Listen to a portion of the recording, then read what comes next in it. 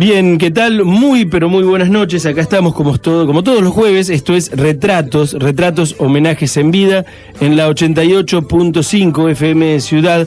Y yo decía por ahí en el avance del programa, bueno, esta persona que está hoy tiene nombre, tiene apellido, pero acá lo conocemos como el Padre Carlitos. ¿Y quién de Salto no conoce, no? Al Padre Carlitos, a quien, bueno, ya saludo y le agradezco por estar acá. Buenas noches. Buenas noches, ¿qué tal? Buenas noches a todos acá, Buenas noches. Carlitos, contame un poquito, o contanos, ¿dónde naciste vos? En Rosario, la ciudad de Rosario, en las partes de las barriadas, no en el centro, barrio Belgrano. Algunos quizás lo conoce como, muy conocido por las 4 plazas, Mendoza y Provincia Unidas. Ahí está la parroquia de la cual fui bautizado, que es San Antonio de Padua, de barrio Belgrano. Y escúchame, juegos de la infancia, ¿qué recordás? Juegos de la infancia, la figurita, las bolitas. En ese momento, una de las cosas que me quedó muy marcado era en invierno. En invierno nosotros, imagínate que, bueno, dentro de la ciudad nosotros no conocíamos el campo. Para mí es una novedad, bueno, toda esta zona, ¿no? Cuando llegué y todo, el padre José me dijo una vez, mirá el chimango, y yo buscaba el pajarito y era una máquina. Pero me quedó muy grabado porque a 4 cuadras de casa había campos, y en invierno se hacían las heladas, hacían como una capa de hielo que parecía todo un cristal en las zanjas. Y nosotros con los chicos del barrio buscábamos esos pedazos de hierro, de hielo, los traíamos caminando así que en las manos, imagínate cómo era, los poníamos en la zanja mía que era amplia y ahí jugábamos con los soldaditos. Eso me quedó muy grabado. No me nombraste, por ejemplo, el fútbol. De chiquito no eras de jugar la pelota, porque en aquel entonces la mayoría de los chicos en el barrio jugaban. No. Sí. ¿Sí? Pero tuve muy mal avance. Vos sabés que estaban en la cuadra, bueno, yo siempre digo, bueno, uno añora lo que era el barrio, porque éramos todos conocidos, éramos todos tíos, los vecinos y cosas así, ¿no? Y había 3 grupos.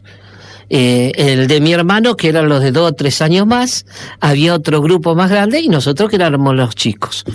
Y una vez yo hinché tanto, enfrente de mi casa había un baldío, así que estaban todos jugando, mamá no me dejan jugar, y yo corría muy fuerte.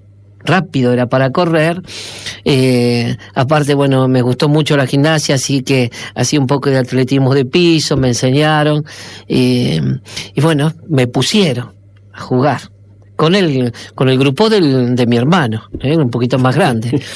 Yo llegó la pelota a mí y empecé a correr con la pelota.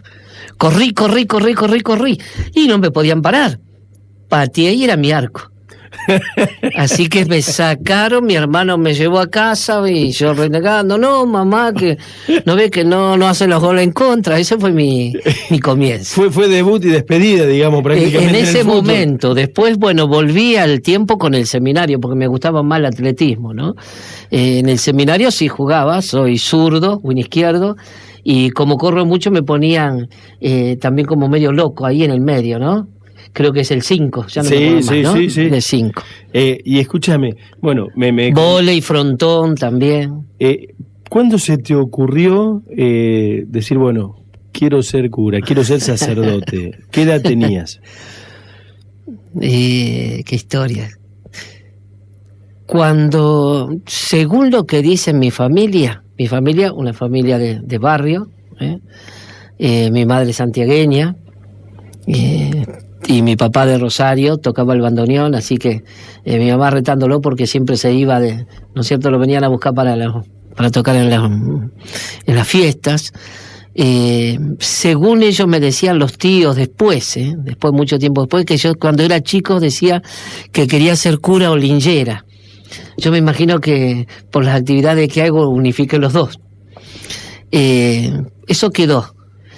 Cuando me tocó tomar la primera comunión, que ya me llevaban, yo me portaba mal, tremendo, travieso. En mi tiempo lo que tranquilizaba no era ese aparatito que sale ahora que usan para tranquilizar los nervios, qué sé yo, ¿no? Se usaba la chancleta. Yo agradezco mucho la chancleta. Y resulta que me tocó tomar la comunión, y como me llevaban, cuando mi hermano estaba por tomar la comunión, en la parroquia San Antonio había un Cristo yacente. Es un Cristo que estaba dentro de una vitrina, muerto, esperando la resurrección, y me sentaban ahí. Y yo siempre, claro, como era travieso, me pensaba, digo, en cualquier momento se levanta y me corre. Entonces, cuando me tocó a mí tomar la comunión, yo le dije a mi madre, cosa que llama mucho la atención, que si yo tomaba la comunión, que pedía a Dios que me caiga muerto en el altar. Y entonces mi madre no quiso, tuvo miedo. Después, esas cosas como que vi una película, aunque siempre estaba yo siempre sentía como que alguien me llamaba, pero no sabía qué era. Es muy difícil entenderlo, ¿no? Y vi una película de Juana de Arco una vez, que para algunos fue una cargada, un motivo de cargada, y que muere quemada. Y yo quería morir quemado. Yo quería morir quemado. Entonces, como era travieso, jugaba con el fuego. Fíjate vos, ¿no? Y hacía muñequitos y los quemaba. Y mi madre, viste, la chancleta volaba, la chancleta iba y venía. Y quería hablar con ese que hablaba ella, que no se veía. Y misteriosamente, cuando yo entré a la escuela secundaria, a mí no sé por qué, pero me decían el padre Ponce, los compañeros. Y me juntaba con compañeras que me imagino que están vivas, Miriam Wiltrich, que era evangélica pentecostal, alemana, Dora Hilfman, que era judía, tenía Claudio Caselli, que se denominaba cristiano, Jorge Martínez, que era pentecostal, no me acuerdo cuánto, y siempre hablábamos de religión, pero a mí ellos siempre me decían el padre Carlitos. Y a pesar de que estuve de novio, 3 años, resulta que... 3 años de novio con la más chica. Sí, nos conocíamos desde el jardín. Es una cosa tremenda esa. Y se casaron el hermano de ella y mi prima. Que yo llevaba a mi prima a los bailes, ella llevaba al hermano y ahí se casaron, ¿no? Después quedaron. Yo le bauticé el chiquitito, el primero chiquito. Y resulta que, pero a fin de año yo siempre sentía como que algo, no sé qué, por eso es muy difícil de entender, que me llevaba y yo me resistía, entonces siempre me descomponía. Y me desmayaba, entonces inyecciones de hierro me parecían que me ponían cada 6 meses, un tiempo cada 6 meses, y hasta que yo siempre digo, me dejé vencer porque cuando ya terminé la escuela secundaria, me decidí, digo, bueno, voy a ser cura. Así que vos imaginate el escándalo que fue para mi familia. No, me imagino. Acá, bueno, muchísimos saludos te manda Telma Molina. Sos una persona tan transparente, sencillo, servicial. Muchísima gente. Gracias, sí, Telma, que manda. Acá me están pasando también saludos al padre Carlitos del Chipi. Que bueno, te están mandando saludos. Mucha gente que se está enganchando, que está mirando. Muchas gracias. Yo decía, en la secundaria, ¿no? Más allá de esto que te pasaba, este llamado que por ahí no entendías bien lo que era, eras de esos pibes obedientes, ya de esos pibes que hacían generalmente bien las cosas, o eras un vago bárbaro, también salías, también... Mira, a mí me gustó siempre el baile.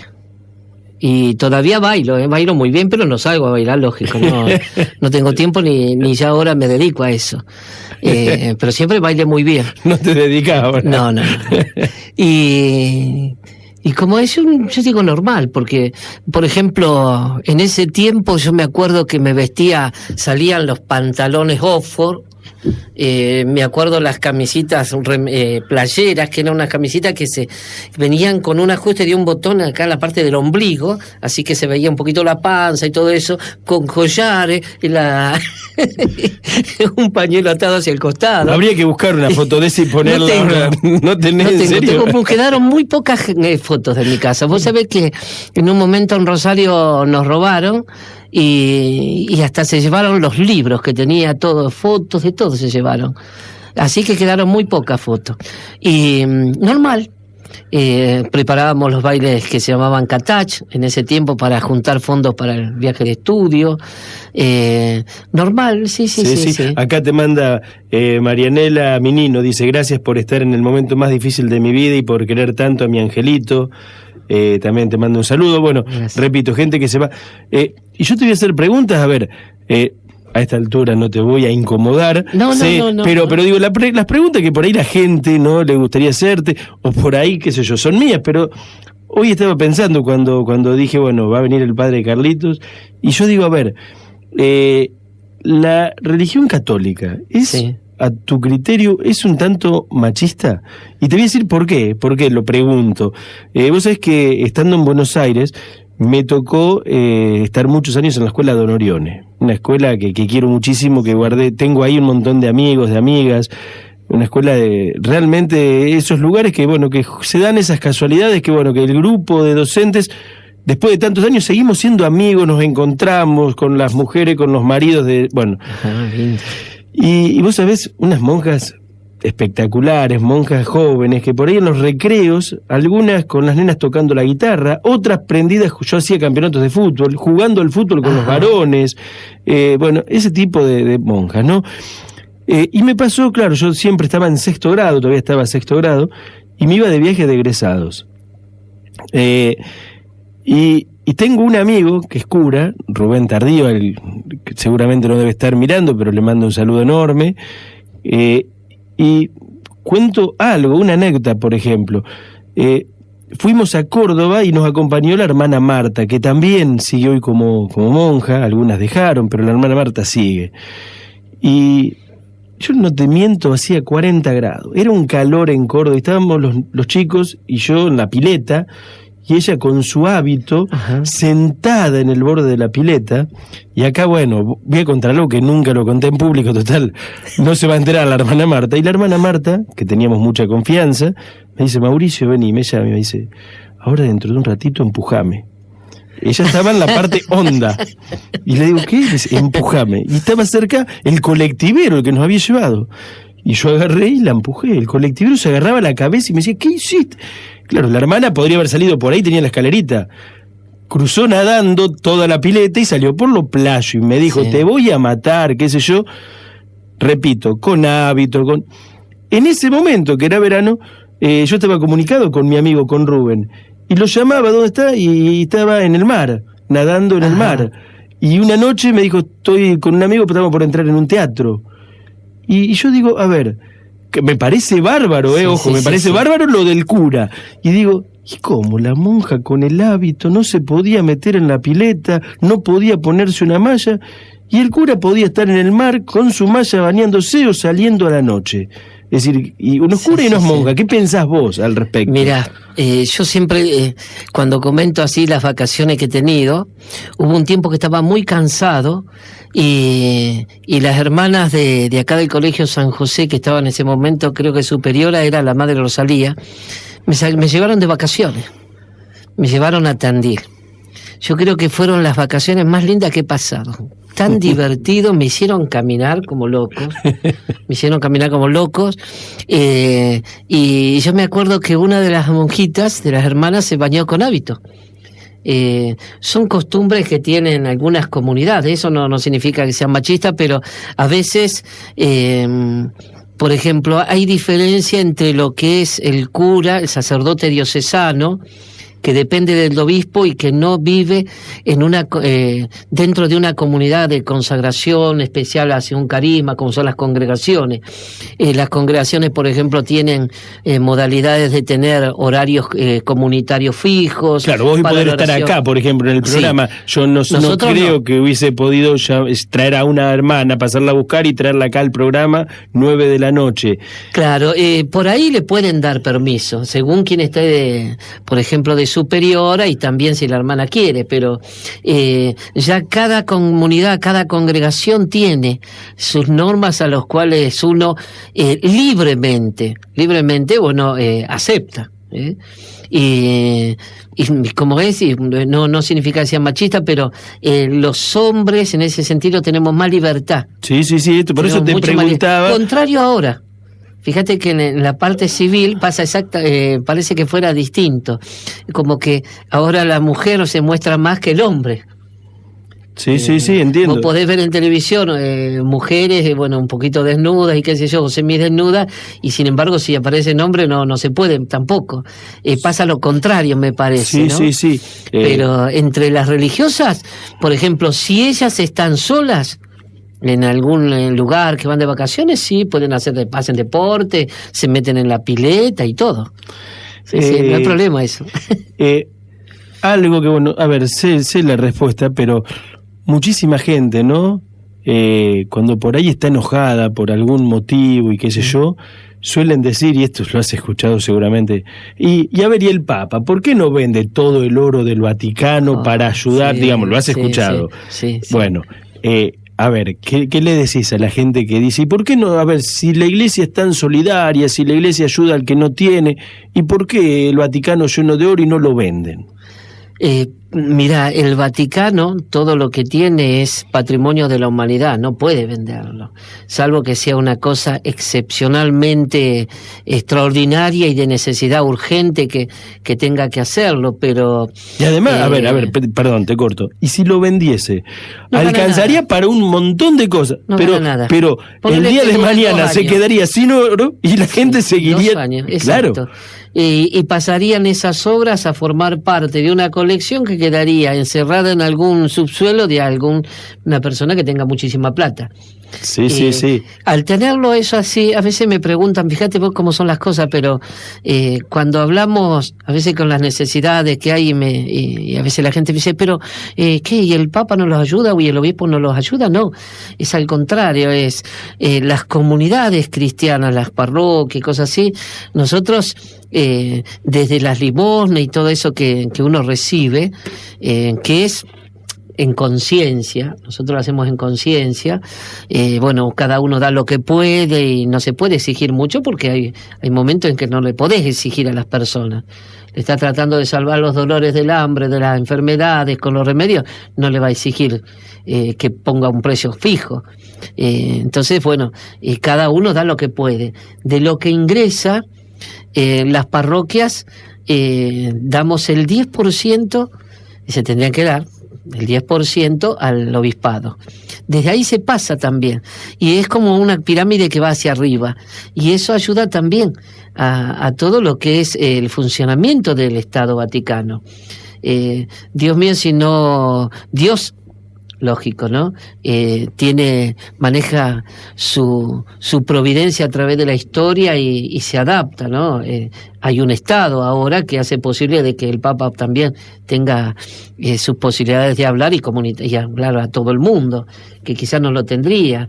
Yo siempre digo, San Francisco de Asís, un santo como él en su tiempo, en este tiempo si estuviera acá lo internarían por loco, una de esas, no podría andar en las calles. O salvo que agarre, por ejemplo, los medios de comunicación social, la televisión o algo así.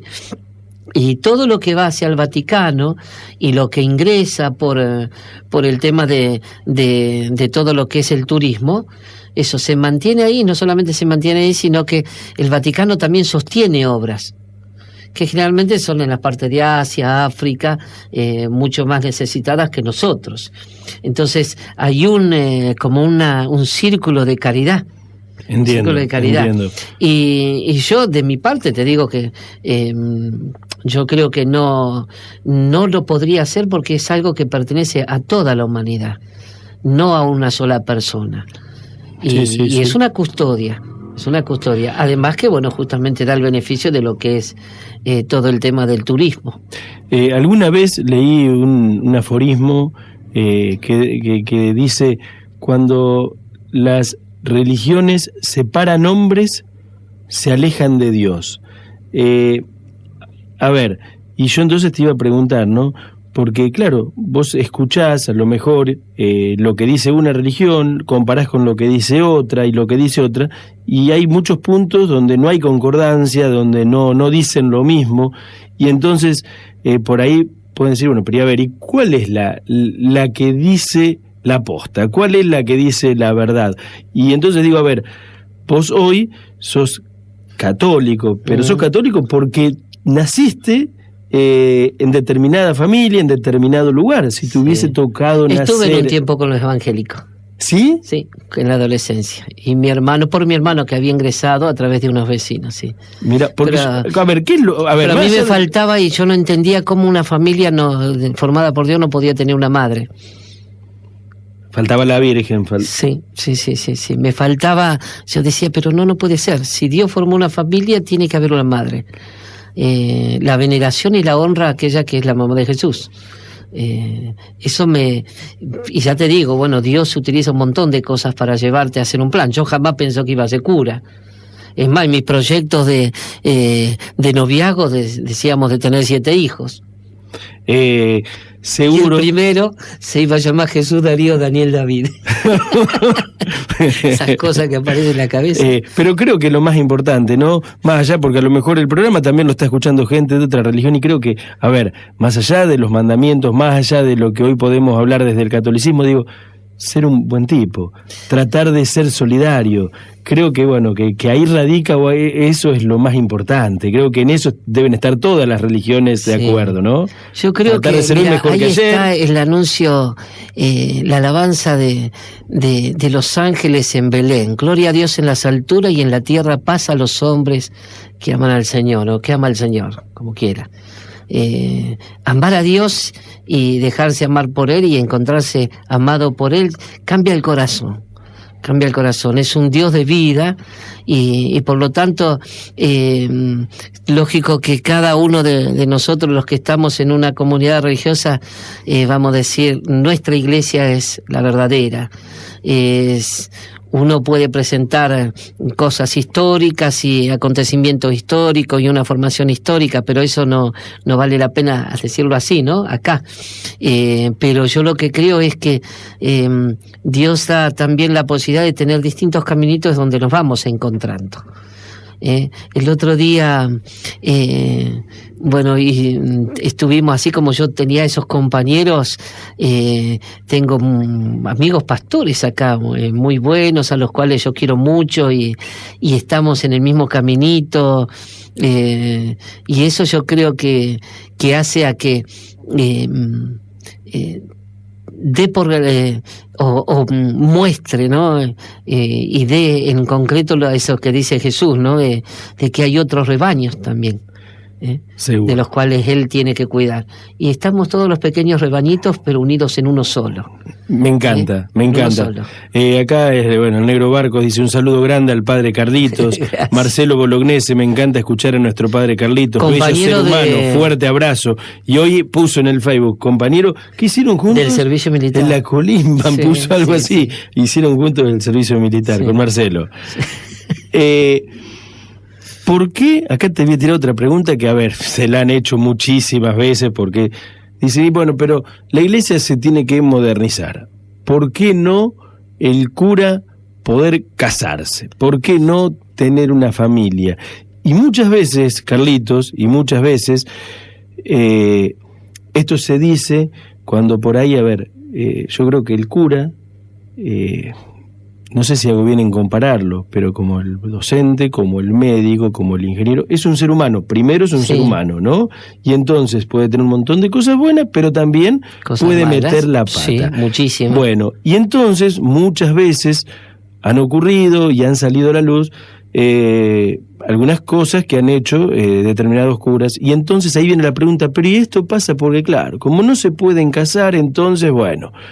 tienen, no sé, o mujeres, o hacen cosas, y entonces esto con el casamiento se solucionaría. Fíjate que el casamiento no es solución porque también los casados hacen exactamente lo mismo. Bien, ya me respondiste muy breve. No es el casamiento, es el estar constantemente pensando en este caminito de Dios, de donde Dios te pide ser fiel y vos tratás de hacer las cosas de acuerdo a lo que Él te pide. Y yo siempre, mira, pienso... dos cosas por un lado, ¿no? Uno es los errores. Errores comete la persona que hace algo, ¿no? Y hablo en cuanto los errores, bueno, pueden cometerlo unas personas que digan, bueno, mira, me equivoqué, quise hacer esto, lo otro. Lo otro son acciones de maldad, que ya dejan de ser errores. Entonces, a veces yo pienso que podemos cometer errores y en el error uno pide siempre perdón. Lo que es la maldad, ya bueno, Dios juzga y siempre, y más los papas últimos dan justamente el pedido, bueno, la disponibilidad para que en lo civil se juzgue a la persona de acuerdo a lo que corresponde, ¿no? Y que la persona que cometió un delito, como puede ser el sacerdote, bueno, cumpla con lo que manda la ley. Claro, cuesta mucho más. Aún, pero fíjate, sí. Aún en el concepto que nosotros tenemos de Dios, es un Dios de perdón. Y como es infinito el perdón y la misericordia, no hay pecado que supere ese perdón y esa gracia. Y lo que quiero indicar es que aún desde ese delito, y por más que tenga que cumplir, y uno desde la penitencia uno diría, bueno, te arrepentiste, Dios te perdona, pero tenés que cumplir con lo que te manda la ley. ¿Y por qué esto de cuando, hablo de cuando era chico, ¿no? Esto de, bueno, el cielo y el infierno, y ojo con lo que hace, porque mirá que si no podés ir... Y si Dios es amor, y si Dios perdona todo, y si Dios... creo que una vez te lo conté, también en la escuela Don Orione, charlando con una monja, una mina espectacular, que después dejó los hábitos, hoy es mamá, pero ella me decía que por ahí algo que ella la ponía muy mal, y me acuerdo cuando me lo contó se le llenaron los ojos de lágrimas, fue en una hora especial, yo estaba ahí, y nos pusimos a charlar, y ella me decía, mi mejor amigo se suicidó, y entonces yo pienso que nunca me voy a poder reencontrar. Y esto se lo conté a Rubén, al cura amigo, y me decía, no, está equivocada, ¿cómo? A ver, una persona que se suicida es porque justamente está enferma, está mal, y si Dios es todo amor, al que más perdona, o va a estar más cerca todavía de la persona que está enferma. Mira, el concepto de, la doctrina, marca a través de la Sagrada Escritura y la tradición lo que es el cielo, el infierno, y una diferencia a veces que tenemos con algunas comunidades es el tema del purgatorio. San Pablo en la carta, creo que a los Corintios, dice, yo en este mundo estoy purificando algunas cuantas cosas, más cuando después de muerto voy a tener que seguir purificando más. Y en el Antiguo Testamento está justamente la ofrenda que ofrece Judas Macabeo por los que habían muerto en la guerra, para que Dios acepte esa ofrenda para que tengan paz esos muertos, ¿no? Y el sentido de la purgación. Yo a los chicos les digo, cuando me dicen, ¿qué es eso? Es como cuando vos estás lleno, reventado, y tenés que tomar una pastilla para purgar, limpiar el estómago. Una cosa así para llegar al cielo. Y en esto... también, si Dios es amor, una de las cosas que hace nuestro Padre es también la corrección. Un padre que no corrige no es un buen papá. Es necesario la corrección porque es una manifestación de lo que es indicación de un camino. Y en ese sentido la Sagrada Escritura dice que Dios amonesta. No castiga, sino que amonesta, es decir, corrige para que uno siga el buen caminito. Ese es un padre. Y en este caso, bueno, a veces, por ejemplo, antes uno tiene que también, fíjate que a veces uno comete grandes errores. La Iglesia tuvo que pedir perdón un montón de tiempo ahora, por el tema de la conquista, qué sé yo, por el tema de no sé cuánto, de la Inquisición, a todos se le pide esto, pero hay un montón que no piden perdón. Y yo formo parte de la Iglesia, pero no estuve en ese tiempo tampoco. Entonces, y además uno tiene que ubicarse en la mentalidad que tenía ese tiempo, como eran nuestros padres o nuestros abuelos con nuestros padres. No es lo mismo un abuelo como trataba a nuestros padres como trataban a nosotros y nosotros como trataban a nuestros hijos. Creo que somos, en los que están haciendo ahora, los hijos parece que fueran los papás de los papás. Y antes a nosotros era una sola mirada de nuestra madre, porque papá era más sencillo, pero mi mamá nos miraba después cuando uno era adolescente o un poquito más joven y ya sabíamos, y el respeto hacia el otro y todo. En cambio todo eso varió. Ahora los chicos te contestan y vos les querés frenar y te contestan y si le seguís te va de casa. Entonces vos dejás que hagan determinadas cosas y bueno, sí, bueno, que lo haga, bueno, más vale que no se vaya. Y estamos en un tiempo en el cual antes se indicaba mucho lo que era el infierno y era como una cosa de llegar a Dios por el miedo. Se pasó al otro extremo. Dios es amor que todo lo perdona, entonces claro, todo está permitido. Y no, es un equilibrio. El amor lo que hace es justamente darnos la calidad de saber en el momento justo, a través de, bueno, lo que es Dios, ¿no? Cuando uno tiene que, desde el amor, decirle, bueno, mira, adelante, seguí adelante, esto, quédate tranquilo, está bien, te equivocaste, seguí adelante. Y cuando uno tiene que decirle, hijo, no, mira, hiciste esto, bueno, ahora vas a tener una pequeña penitencia. Las penitencias también ayudan. Y entonces eso es lo que tenemos que llegar nosotros, al equilibrio. Y para eso hay que estar en contacto con Dios, porque uno se pone a ver quién es Dios para uno, cómo Dios te trata a vos. Yo me acuerdo las cosas que... yo siempre digo, fui un chico prodigio, caminé antes de los 9 meses, mi mamá pobre, ama de casa, mandaba a ella, mi papá camionero iba y venía, resulta que yo era chiquitito, caminaba mi hermano un santo siempre, él 2 años más, mayor que yo, y yo era travieso.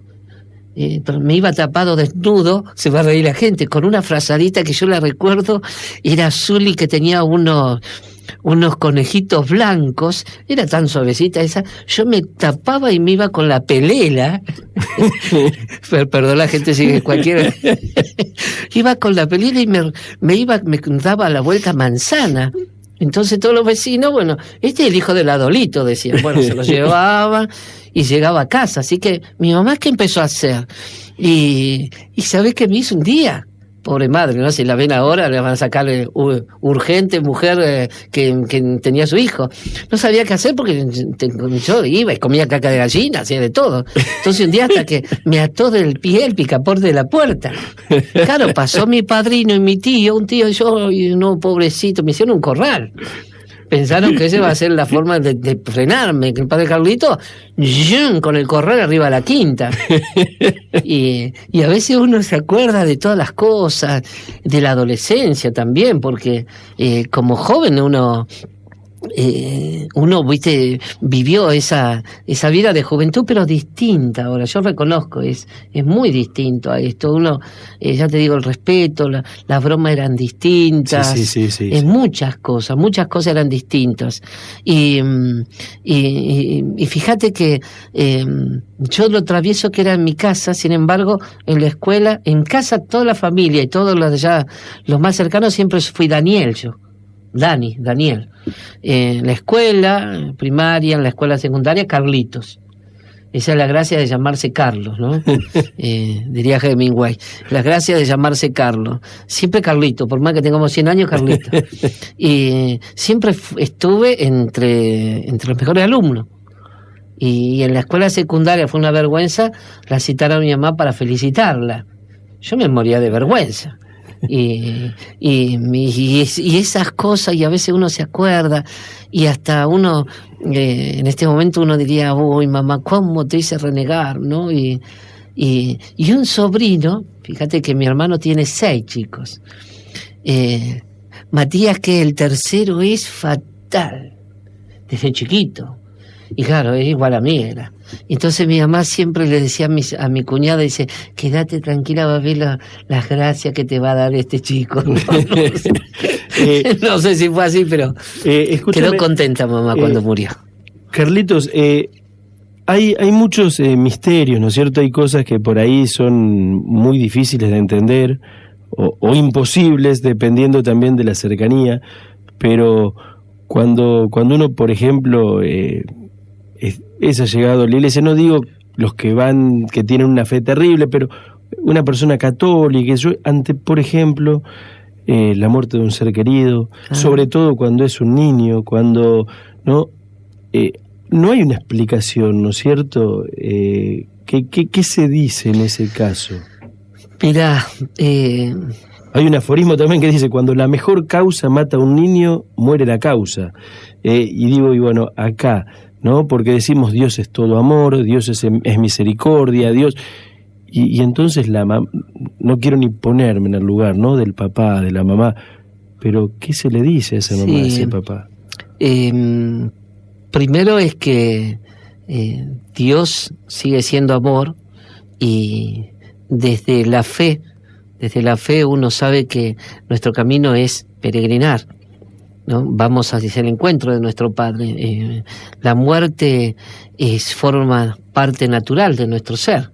Nuestra corporeidad se va debilitando, nos vamos poniendo viejos, y llega un momento, una causa de la muerte es justamente esa. Las otras son las enfermedades que surgen también desde lo natural y desde las cosas que a veces uno hace y que se proyectan en la naturaleza, y las otras, bueno, qué sé yo, uno puede contar también los elementos naturales, un terremoto, maremoto, las cosas que pasan, o lo trágico es cuando la muerte surge por mano de otro. Eso creo que es lo más terrible. Y en ese sentido, cuando uno piensa que vamos peregrinando, cuando uno se tiene que separar de un ser querido, los cristianos también lloramos y sentimos el dolor, porque es un desgarro inmenso, pero lo enfocamos también desde el lado de donde vamos. Entonces, hasta ver si uno lo pudiera pensar desde la fe, que es difícil de entenderlo, pero desde la fe sería, uy, che, qué bien, ¿no? Qué bendición tuviste, mirá, tu hijo llegó antes que vos al cielo. Porque uno espera que todo aquello que uno desea acá, de bien para nuestros seres queridos, y que no lo podemos a veces realizar porque la mayor parte es dolor, desde la fe uno sabe que justamente en el cielo está la plenitud de todo, por eso es la felicidad. Lógico que ese es el tema desde la fe. Y fíjate que yo me acuerdo cuando llegué a Salto y que viajé a San Nicolás a plantearle al obispo, Monseñor Castaña, que me llamaba la atención la cantidad de jóvenes que morían en Salto. Y por ahí algún papá se acordará, y yo le veo los rostros de muchos de ellos. Y habíamos formado el grupo Naín, nos reuníamos una vez creo que al mes en la parroquia San Pablo, eran 40 familias, y íbamos tratando de encontrar un caminito, y en el momento ese que nosotros formamos el grupo, se estaba formando en Córdoba el grupo Renacer, ¿no? Y estuvimos 2 años y siempre se iba conectando uno y otro y otro y otro, que yo creo que a mí me faltó la capacidad de tener a alguien que me ayudara en ese momento, porque no supe cómo seguir una segunda etapa para aquellos que ya iban avanzando y que se iban encontrando con Dios. Y en ese caminito, algunos, fíjate vos que hay padres que con la muerte del hijo se encuentran con Dios. Hay padres que se encuentran con Dios, y hay otros que... Sí, en la necesidad de aferrarse Dios, a algo. sí, se encuentran con Dios, y otros que por ahí les cuesta mucho más. y hay otros que se alejan. Claro. Depende de uno y también del tiempo. Nosotros, como personas que vivimos dentro de la historia y que podemos contemplar el pasado, el presente, el futuro así mentalmente, uno necesita un poquito de tiempo para ir meditando y reflexionando. Lógico que el dolor de un hijo no se va, un hijo muerto no se va, no se reemplaza con otro hijo, nunca. Y en ese sentido solamente es una vivencia muy muy personal. Cuando a mí me toca, y a veces que me ha tocado que papás que me han pedido que lo fuera a bautizar estando en el cajón, y yo siempre les digo que ese deseo de ellos ya, porque uno no lo puede bautizar porque no hay vida en el cuerpito, ese deseo ya de bautizarlo ya está. Otra de las cosas, ¿no? Ya lo tienen ellos, ya lo hicieron ellos. Ahí me diste pie para otra cosa, ¿no? Por ahí los católicos, pero digo, por ahí las generaciones ya un poquito anteriores, y está esto de, bueno, hay que bautizarlo porque mirá si llega a pasar algo y no está bautizado. Y digo, sí. Es decir, a ver... si uno va directamente a lo bíblico, San Juan dice que el que no nace del agua y del Espíritu Santo no puede entrar al reino del cielo, y que vos te quedás impactado, ¿no? Y por eso la Iglesia siempre desde los comienzos se planteó este tema que pasaba con los chicos no bautizados, porque el bautismo borra el pecado original, el chiquito queda con el pecado original, pero no puede entrar al cielo por eso, pero también es un inocente. Entonces siempre se estuvo planteando el tema, hasta el momento se llegó a pensar en el limbo, un lugar o un estado donde no era el cielo, pero tampoco era ni el infierno ni el purgatorio, ¿no? Un espacio donde estaban los chicos siendo felices, pero todavía no llegaban al cielo. Y el Papa, que yo siempre digo, Benedicto XVI, es el Papa para mí que manifestó lo que era la sabiduría de Dios, este alemancito, ¿no? Y él sacó eso, porque no era necesario crear, dice, algo que no existía. Uno sabe lo que es Dios como Padre. Entonces, la respuesta de un chiquito no bautizado, ¿dónde va? Al cielo, seguro que va al cielo. Claro, ¿cómo no? A ver, yo tengo la esperanza, ¿no? A ver, espero que no me la saque, pero digo, tengo la esperanza que digo, bueno, algún día va a haber reencuentro, algún día me voy a encontrar con... Y digo, imagínate, no, pero no quiero ni pensar, se me pone la piel de decir, tenés la desgracia que se te muere un nenito de 5 días y decir, pero no lo voy a ver a él, no, porque no fui bautizado, ¿no? Volvemos a lo de antes, Dios es amor, Dios entiende todo. Tu deseo seguramente iba a ser que lo bauticen. Tu deseo va a ser seguramente que lo bauticen. Y llega Dios, queda tranquilo, que lo vamos a encontrar todo ahí. Lo vamos a encontrar. Emilce Sueiro dice muchos cariños al padre Carlitos de parte de Emilce. Gracias.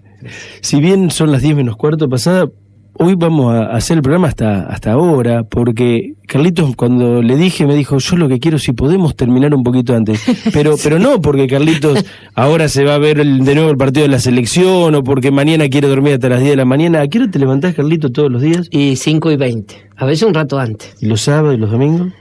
Sábado también, y domingo a las 6. El domingo te tomás, el domingo, qué vago, pero y escuchame, ¿y te levantás para ya empezar a ayudar? Sí, es un trabajo, sí. Sí, uno hace lo que puede, siempre digo, sí. Yo creo que el carisma del sacerdote diocesano es cubrir la necesidad del momento. Es el momento, ¿no? Y todo lo que uno necesita. Sí, salgo a buscar alimentos a las 6:15, después de afeitarme, bañarme, de arreglar todas las cosas, salgo, 6:15. Dice Milce que te está escuchando desde Rojas. Carlitos, nada, yo agradecerte por haber tenidote acá. Este programa justamente se llama Retratos, Homenajes en Vida, y me parece que era un homenaje merecido. Sí, me parece que es un homenaje merecido. Está como mi zapato. A ver, acá, imagínate si querríamos sentar acá al tipo que nunca comete un error, no podría ser nunca un programa, ¿no? Pero, no hay hombre sin errores. Claro, no existe. Así que, pero nada, agradecerte muchísimo. Y bueno, y a lo mejor algún día, ¿por qué no volver a charlar? Sí, más temprano será. Si no lo hacemos grabado. Si no, pobre Cristina, lo que le ha hecho renegar, o a la gente del canal, lo que ha hecho renegar. Sí. Bueno, Carlito, muchísimas gracias. No, muchísimas gracias a ustedes y tantas cosas uno podría contar, ¿no? Pero simplemente, bueno, no se alejen de Dios. Dios siempre está al lado de uno. Y les doy la bendición. Y me quedaron temas para charlar, pero bueno, ¿por qué no en algún otro programa, en algún otro momento? Gente, muchísimas gracias a ustedes. Que Dios los bendiga, en nombre del Padre, del Hijo y del Espíritu Santo. Ahí está. Perfecto, con la bendición del Padre Carlitos, hoy terminamos Retratos y nos volvemos a encontrar el próximo jueves acá en otro retrato, en otro homenaje en vida. Chau.